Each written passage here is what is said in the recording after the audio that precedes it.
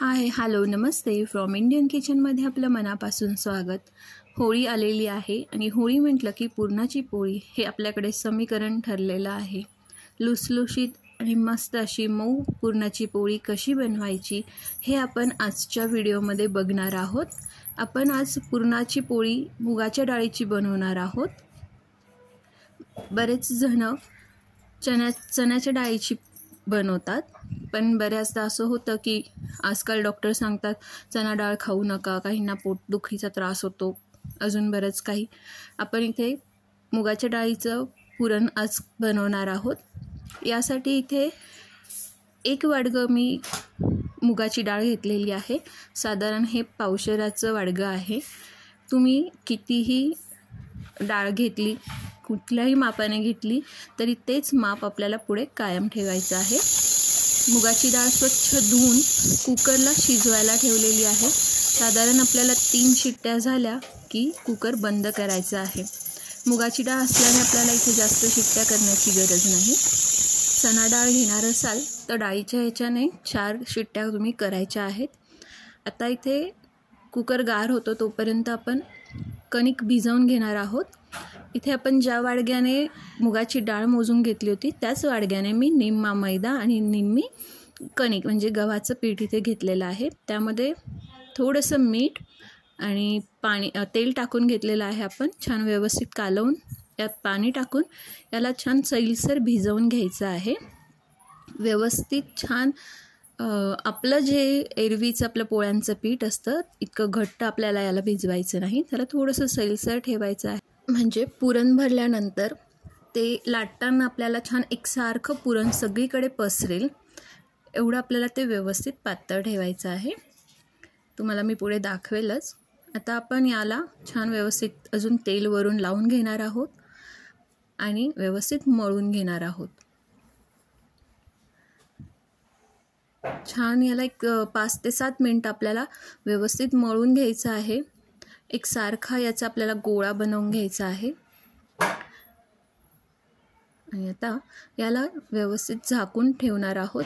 आपलं पुरण शिजोपर्यंत हे छान मुरतं। इथे आपली डाळ थंड झालेली आहे, मी कुकरमधून काढून घेतली, तुम्ही बघू शकता छान व्यवस्थित शिजलेली आहे। आता यासाठी आपण गूळ आणि साखर निम्म निम्म वापरणार आहोत। ज्या वाडग्याने आपण डाळ मोजून घेतलेली होती त्याच वाडग्याने मी इथे गूळ घेतलेला आहे। अर्ध्याला थोडासा खाली असा तुम्ही बघू शकाल, मी खूप दाबून घेतलेला नाही। आता उरलेली अर्धा वाडगा आपल्याला साखर घ्यायची आहे। साखरही खूप काठोकाठ भरून घ्यायची नाहीये, थोडीशी आपण कमी घेणार आहोत।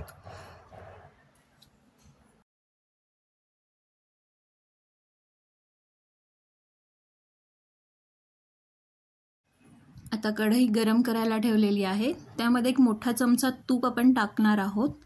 आता पुरण आपल्याला इकडे शिजवून घ्यायचं आहे, त्याकरता खाली लागू नाही डाळ म्हणून आपण यामध्ये तूप टाकलेलं आहे आणि आपली जी शिजलेली डाळ आहे ती आपण कढईमध्ये व्यवस्थित काढून घेणार आहोत सगळी।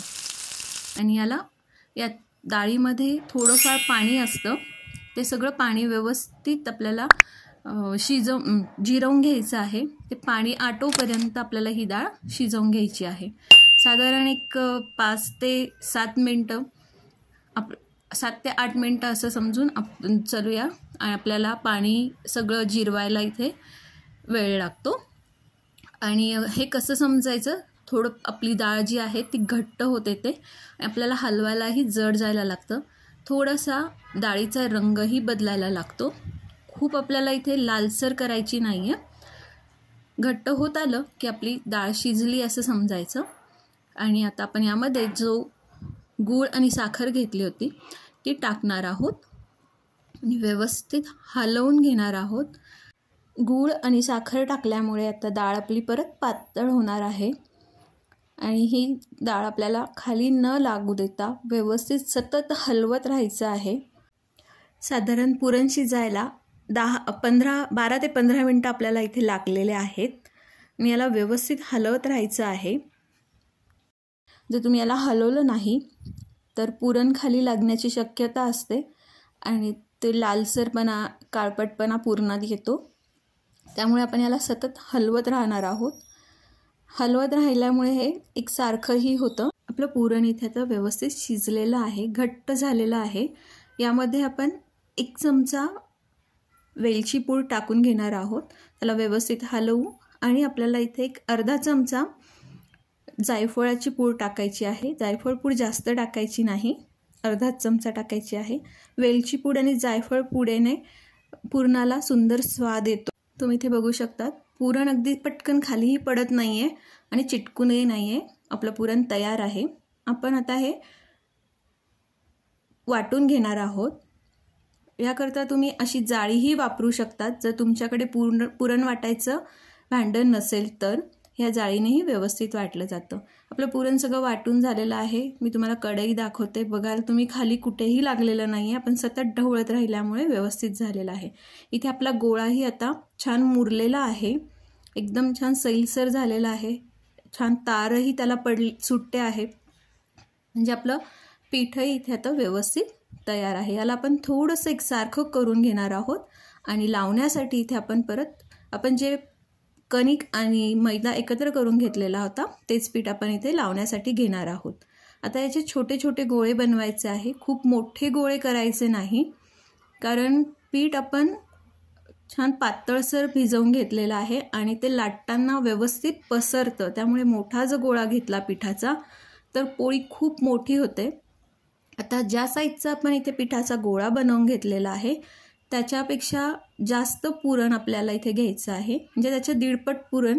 इथे पुरण तुम्ही बघू शकतात. पुरणही आपलं छान व्यवस्थित झालं आहे. असा गोळा तयार झाला म्हणजे आपलं पुरण छान शिजलेलं आहे. दाबलं की ते मऊही आहे, कडकही झालेलं नाही, पण व्यवस्थित गोळा पण तयार होतो आहे. आता हे छान आपण जो गोळा बनवून घेतला आहे कणकीचा त्यामध्ये ठेवायचा आणि चारी बाजूने आतमध्ये दाबत दाबत याला व्यवस्थित आपण मोदक ज्या पद्धतीने भरतो तसं भरून घ्यायचं आहे आणि पीठी लावून व्यवस्थित हातावरच थोडासा गोल गोल करून वाढवून घ्यायचा आहे मोठा, जेणेकरून सगळं पुरण एकसारखं आतमध्ये पसरेल. आता आपण याला लाटणार आहोत. लाटणं गोल गोल फिरवत व्यवस्थित पोळी आपल्याला याला लाटून घ्यायची आहे. पोळीला जास्त दाब द्यायचा नाही लाटताना, नाहीतर पोळी फाटून पुरण बाहेर येऊ शकतं. हलक्या हाताने आपल्याला इथे पोळी लाटायची आहे आणि पोळी लाटताना एक काळजी घ्यायची आहे, सगळ्या काठाने व्यवस्थित तिला लाटायचं आहे, जेणेकरून काठ पातळ होतील. तुम्ही इथे बघू शकाल आपलं पुरण छान व्यवस्थित आपल्या गोळ्याबरोबर पसरतं आहे, कारण पुरणाची जी कन्सिस्टन्सी आहे ती आणि आपल्या कणकेची एकसारखी झालेली आहे आणि पुरण छान व्यवस्थित सगळीकडे पसरलेलं आहे. इथे तुम्ही बघाल कुठेही कणिक अशी एक्स्ट्रा राहिलेली नाही, व्यवस्थित पुरण पसरलेलं आहे. तर आपण तवा तापायला ठेवलेला होता, त्यावर पोळी टाकून घेऊया. छान त्यावर तूप सोडायचं आहे आणि पोळी फुगत आली थोडीशी की त्याला उलटवून घ्यायची आहे. मस्त पोळी फुगलेली तुम्ही इथे बघू शकाल, किती सुंदर पोळी फुगली आपली. तर याला परत आपण उलटवून घेऊया आणि घडी घालून छान प्लेटमध्ये काढून घेऊया. आपली पुरणाची पोळी तयार आहे. याच पद्धतीने आपण अजून काही पोळ्या बनवून घेऊया. त्याच पद्धतीने मी परत आता एक गोळा घेतला, त्यामध्ये पुरण भरणार आहे. छान व्यवस्थित लक्षात ठेवायचं आहे, जेवढा आपण कणकेचा गोळा घेतलेला आहे त्याच्या 1.5 पुरण आपल्याला इथे घ्यायचं आहे, म्हणजे ते सगळीकडे व्यवस्थित पसरतं. कारण आपली जी कणिक असते ती आपण मीठ आणि मैदा टाकल्यामुळे छान पसरली जाते, त्यामुळे पुरण आपलं गोळ्यापेक्षा जास्त हवं. तर परत आपण याला व्यवस्थित पॅक करून पोळी लाटून घेणार आहोत. पोळी लाटताना परत एकदा सांगेल, काळजी घ्यायची आहे, एकसारखी पोळी लाटायची आणि लाटण्याने दाब न देता हलक्या हाताने आपल्याला इथे पोळी लाटायची आहे. पोळी लाटताना काठ व्यवस्थित लाटून घ्यायचे आहेत, जेणेकरून पोळी छान पातळही होते आणि पुरणही सगळीकडे व्यवस्थित पसरते. आता पोळी याच पद्धतीने आपण अजून काही पोळ्या बनवून घेऊयात. ही पोळी झाली की मी तव्यावर टाकून घेणार आहे आणि अजूनही पुढच्या काही पोळ्या पोळ्या बनवून घेते. आता याबरोबर काही जण दूधही घेतात. सगळा स्वयंपाक असेल आपला व्यवस्थित तर यासाठी सारही बनवला जातो जो पोळीबरोबर खातात. काही ठिकाणी याला कटाची आमटी म्हणतात, काही ठिकाणी सार म्हणतात, काही ठिकाणी रस्सा म्हणतात. तुमच्या बाजूला तुम्ही याला काय म्हणतात हे मला कमेंट्समध्ये नक्की कळवा. तुम्ही व्हिडिओ कुठून बघत आहात तेही कळवा. आम्ही याला सार म्हणतो आणि बऱ्याचदा कटाची आमटी सार बनवण्यासाठी बराच मसाला खोबरं वगैरे वापरून आमटी बनवली जाते. पण आम्ही अगदी साध्या पद्धतीने झटपट अशी आमटी बनवतो. तेही कशी बनवतात मी पुढे दाखवणार आहे. आपण जे पुरण वाटून घेतलं होतं तेच जे वरती जाड राहतं त्याचंच आम्ही इथे सार बनवतो. इथे पोळी तुम्ही बघाल छान फुगलेली आहे. अशाच पोळ्या आपण इथे बनवून घेतलेल्या आहे आणि आता सार कसा बनवायचा हे आपण बघणार आहोत. इथे पोळी छान सगळी व्यवस्थित एकसारखी झालेली आहे. तुम्ही बघू शकता सगळ्या बाजूने छान पोळी त्यामुळे आपली फुगलेली आहे. पुरण एकसारखं पसरल्यामुळे पोळी छान फुगते. आता इथे आपण सार बनवून घेणार आहोत. त्याकरता मी कढईत तेल तापायला ठेवलेलं आहे. त्यामध्ये मोहरी, जिरं, हिंग, कढीपत्ता, अगदी आपले रोजचे जे मसाले असतात तेच वापरलेले आहेत. हळद टाकलेली आहे आणि जे पुरण आपण जाड वरचं राहिलेलं होतं त्यामध्ये मी थोडंसं पाणी टाकून एकसारखं करून घेतलं होतं ते आपण यामध्ये टाकणार आहोत. आणि आता लाल तिखट आणि मसाला. हे पुरण बनवताना आपण यामध्ये साखर आणि गूळ टाकलेला असल्यामुळे त्याला गोड चव असते आणि सार जो असतो तो छान झणझणीत असतो. त्याकरता आपण इथे मसाला आणि तिखट छान व्यवस्थित प्रमाणात वापरणार आहोत. एवढ्या वाटीभर डाळीसाठी मी इथे 1.5 चमचा मसाला, 1 चमचा लाल तिखट वापरलेला आहे. आता हे आपण छान व्यवस्थित हलवून घेतलं आणि यामध्ये भरपूर प्रमाणात पाणी टाकणार आहोत. कारण डाळीचं असल्यामुळे हे पटकन घट्ट होतं आणि सार असा थोडा पातळसा आपल्याला हवा असतो. आता चवीनुसार यामध्ये आपण मीठ टाकून घेणार आहोत आणि थोडं खोबरं मी इथे किसून घेतलेलं आहे. ते खोबरंही आपण यात टाकणार आहोत. आत्ताच आपल्याला हे टाकायचं आहे म्हणजे उकळ येण्याआधी ते खोबरं छान त्यामध्ये शिजलं जातं. बाकी कुठल्याही प्रकारचे मसाले आपण यामध्ये टाकलेले नाहीत. जे आपल्या रोजचे भाजीला आपण वापरतो तेच लाल तिखट, हिंग, गरम मसाला, हळद, तिखट एवढं आपण यामध्ये टाकलेलं आहे. आता थोडीशी कोथिंबीर टाकली आणि याला व्यवस्थित उकळ येऊपर्यंत आपण उकळवून घेणार आहोत. जेणेकरून आपलं पुरण, पाणी, मसाले छान सगळे एकत्र होतील. कारण पुरण आपलं आधी शिजलेलं आहे, त्याला शिजवायची गरज नाही. पण ते सगळं छान एकत्र होऊन चव छान यावी याकरता आपल्याला त्याला उकळवून घ्यायचं आहे.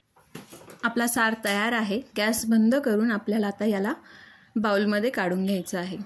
आपली पुरणाची पोळी सार तुपासकट खाण्यासाठी छान तयार आहे. एन्जॉय. थँक्यू.